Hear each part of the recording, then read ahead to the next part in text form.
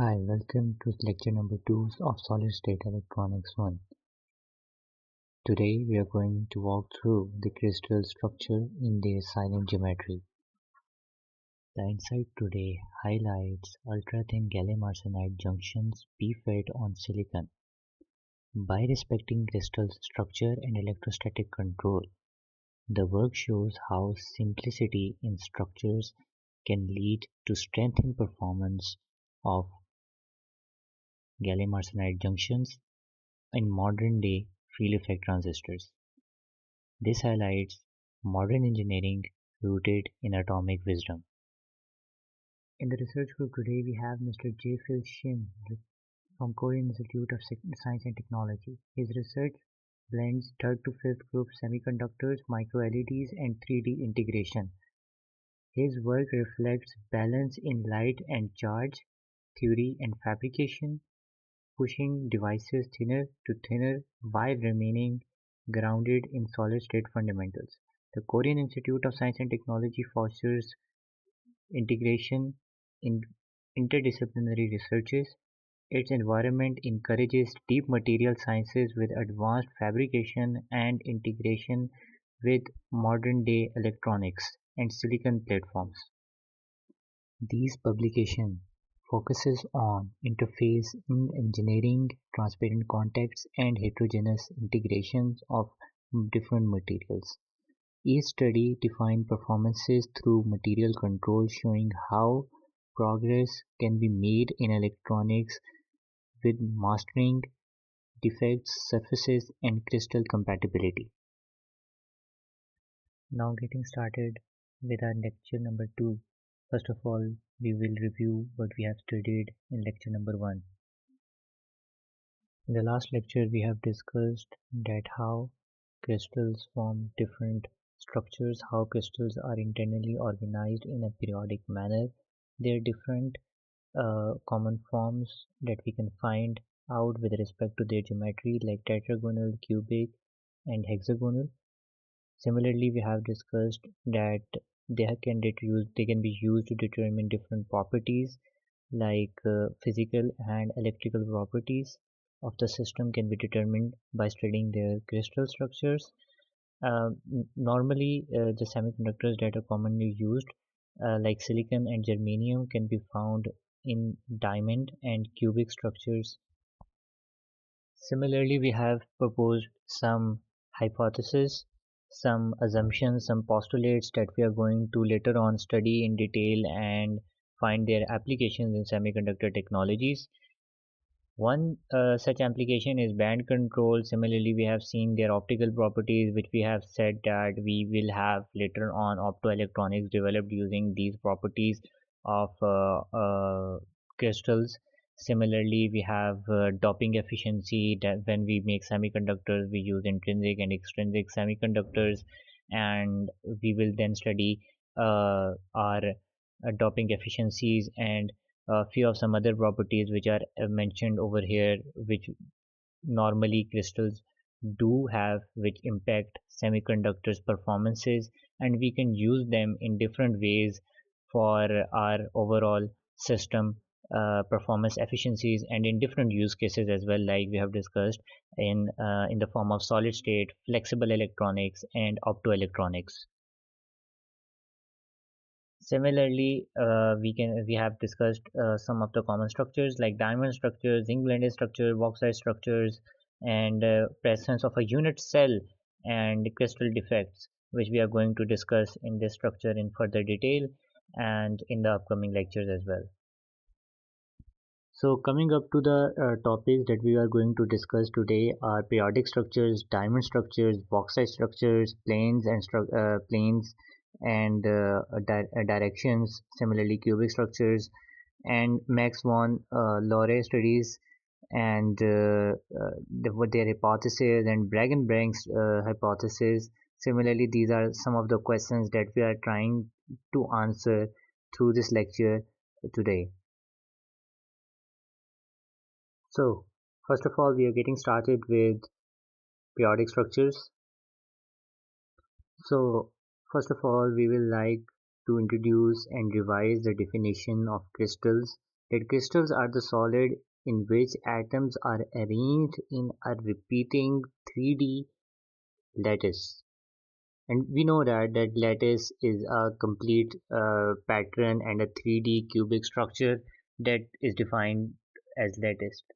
Key structures of such a lattice is its periodicity and similarly its geometry, which is uh, well defined and characterized into different further patterns like diamond and bauxite and cubic and tetragonal or hexagonal. But at the moment we are going to just study what is periodicity, and example of such periodicity can be observed in diamond structures like in carbon or in silicon or in salt like sodium chloride and magnesium chloride. So periodicity is that in a unit cell that is the smallest uh, that is the smallest part of the crystal that is repeating throughout the structure. This unit cell is repeating throughout the structure at particular intervals. So this is how we define the periodicity in the uh, crystal structure. Unit cell. So if we talk about unit cell, as I have discussed before, that unit cell is the smallest repeating unit that defines the crystal status, and then crystal lattice or crystal geometry can be in any form that is discussed below, like it can be a simple cubic or a body centered cubic or a face centered cubic, that are different, actually different subtypes of the cubic structures which are mentioned below, and there are other types as well depending upon the distribution, depending upon the periodicity of this unit cell around the crystal structure, around the complete crystal structure. So we have discussed about periodic arrangement, unit cells and different lattices types. So now we can discuss the another important property of periodic structure, that is symmetry. This symmetry can be explained using three important terminologies. One is rotational axis, second is mirror planes, and third is inversion centers. The consequences of such symmetry is that we can study using this information X-ray diffraction phenomena, which can be used later on to know which crystal belongs to what elements in periodic table. Secondly, it governs electronic behavior and electronic bands. And number third, it can also be used to explain optical and thermal properties of these crystals. As we know that anything is important if it has engineering applications. So if we talk about engineering applications of periodicity, then we have very important application of these periodic structures in silicon and gallium arsenide for electronics. Then we will have their importance in optical crystals, material sciences, and in advanced researches in nanosciences and bandgap engineering. So now we are moving toward diamond structure as an example of the periodic structure. In diamond structures, we have carbon atoms tetrahedrally bonded with four other carbon atoms. This is a key property of group 4 elements. In this structure, we have sp2 covalent bonding that gives extra hardness to the diamond and better thermal conductivity. This property is also exhibited by silicon and germanium in group 4 elements. Now if we talk about its lattice and unit cell development, then diamond structure is a face-centered cubic structure or lattice with a basis of 2 atoms per lattice points. The unit cell is described as follows: 8 atoms are at cubic corners, 6 atoms at face centers, 4 atoms inside the cubic structure, and similarly we have a coordination number of 4 and packing fraction of around 0.34 negative. Such a structure possesses high thermal conductivity. Similarly, it can be used as insulator in electronic application with a wide band gap of around 5.5 electron volts, which help us in power amplifiers, low noise amplifier designing at very high frequencies like in X and K underband in radio frequencies and microwaves. Similarly, if we talk about its optical properties, it has an optical property of around 2.42 refractive index. If we talk about applications of diamond structures, then it is used in industry for cutting, drilling, and abrasive applications. In electronics, as we have discussed before, they are very good for high power applications at high frequencies. In optics, we are using them in lenses. In the modern day research, we are using these structures in quantum devices with nitrogen vacancy centers and drug delivery and diamond-like structures and coatings. So now our next structure is cubic structure, which is more generalized version of the diamond structure. Cubic structure is a structure in which atoms are arranged in a cube-like structure. It is a very important structure due to its high symmetry, and this structure is very common. It can be found in metals, diamonds, and salts. Similarly, it has common three types like simple cubic structures in which atoms are almost in a cubic structure. It has a coordination number of around 6 and packing fraction of 0.52 positive. In body-centered cubic structures, we have a similar cubic structure but with a atom at the center. It has a coordination number of around 8 and the packing fraction is quite higher, that is around 0.68 positive. And if we talk about face-centered cubic structures, in which the corners that like there will be there will be atoms on the corner and on the face.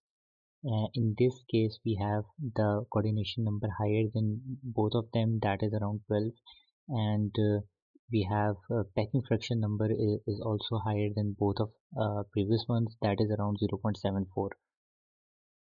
This structure has diverse properties in different fields. Like first of all, it has a very high symmetry, it has a good mechanical and thermal properties, and its band structures are predictable, so it has a very good application in electronics.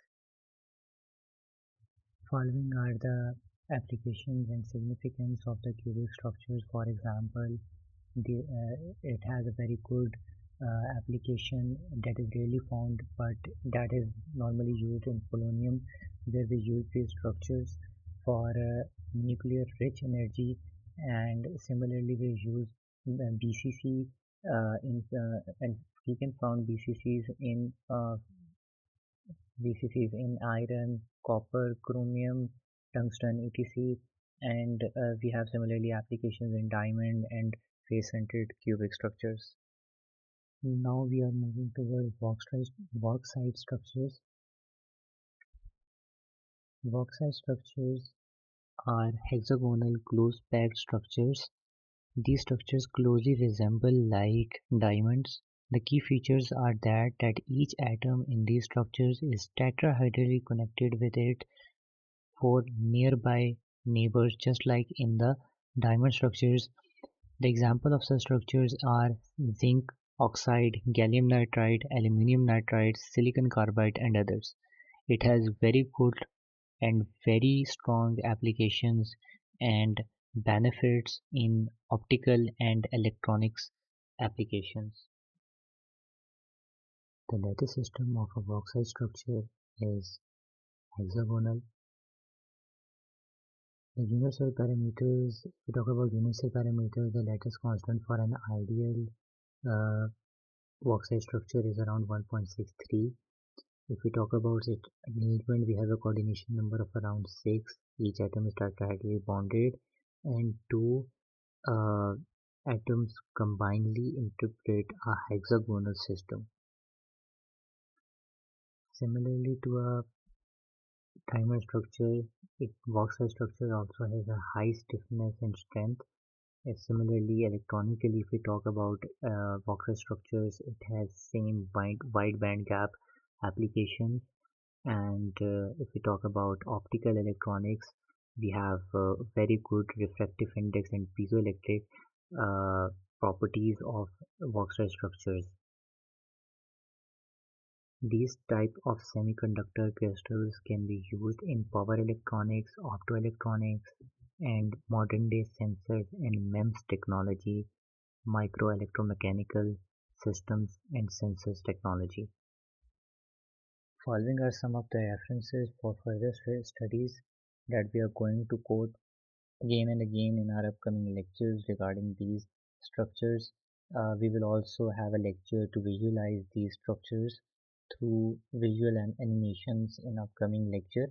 And now we are moving toward our next study, that is Max von Laue studies, and that is the study that we will be going to study before visualizing these structures for the help to know how these both concepts are correlated and how visually and how by Max von Laue experiments we can explain the structural properties in more detail of these crystals. He studied theoretical physics from Germany. His interest was in wave phenomena and electromagnetic radiation. He hypothesized that crystals could diffract X-rays similarly like the light is diffracted by fiber Bragg's gratings, or generally by gratings the light is diffracted. So similarly, in a very similar fashion, he hypothesized that X-rays can be diffracted by crystals. So Max von Laue, who lived from 1879 to 1960, and he won also a Nobel Prize in Physics in 1914 during World War One. His focus was actually on understanding the crystal structures by using X-ray diffraction phenomena, and he is father of modern day X-ray crystallography that is used to study crystal structure, identify the elements and their electrical and optical behaviors as well. His hypothesis said that X-rays are electromagnetic waves with very short wavelengths, and in the crystal we have atomic spacing that is very similar or very equivalent to the wavelength, to the measure of the wavelength we have in X-rays. So when we transmit a X-ray through crystals, those atoms work as a diffraction grating, and X-ray is diffracted with the help of crystals. The experimental verification of Max von Laue hypothesis was later on done in 1912 by Laure'S himself with two colleagues, Max Kinol and Paul Knipling, and these results have shown using copper surface crystals that X-rays do diffracted by crystals depending upon the type of crystal we used and how the crystal atomic spacing and X-ray wavelength ratio is. If they are exactly equivalent, then we have some exact pattern.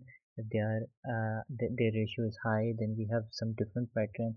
But yes, X-ray do diffract, and this information can be later on used to predict atomic structures within crystals and presence of different elements like in sodium chloride, magnesium chloride, gallium arsenide that can be further be disclosed using these diffractions of X-rays. Mathematically, Laue hypothesis can be described using following equations, where k naught is the wave vector and k is the diffracted wave vector. So, to conclude our today's lecture, we will stop here and call it a day. That From periodic structures to X-ray diffraction, what we have discussed later on and so far, that we have discussed about the periodic structures, that each atom or each crystal has this property of periodicity in the structure that determines the wave propagation, mechanical, electronics, and optical properties. The crystals are can be in different types, like we have cubic structures, we have diamond structures, we have box-sized structures, and then further can be described in many different lattice types, like face-centered, body-centered cubic structures, simple cubic structures, which can be found in polonium like rare elements. And if we talk about X-ray diffraction and such phenomena, we can use the property of the crystal structure to have X-ray diffractions, and these X-ray diffractions are done by the crystal, which now the crystal is working like a diffraction grating, and diffraction grating can be helped over here, and can be taken over here, so that we can model our uh, crystals. So X-ray diffractions can be used to predict the crystal structures, and and by doing so we can identify the further properties of uh, crystals in further details. So the key takeaways of this lecture is that what is a periodic structure, what is a cubic structure, what is a diamond structure, what is a voxel structures, how these structures are important, what are the major and important properties of these numbers, and then we have studied about X-ray diffraction, which interlinked our crystal structures with electromagnetics, wave propagation, and optical physics, and we have come to know about some new terms over here like diffraction grating and our wave factors, which we will be further on discussing after visualizing and laying down some mathematical foundation in our upcoming lectures, so that we can proceed in further detail and further depth of Max von Laue and Braggs and Bragg's concept uh, related to semiconductor technologies. So uh, let us call it a day, and if you have any questions you can reach out to us using our email and using comments and using Teams channel. Thank you and see you on the next lecture.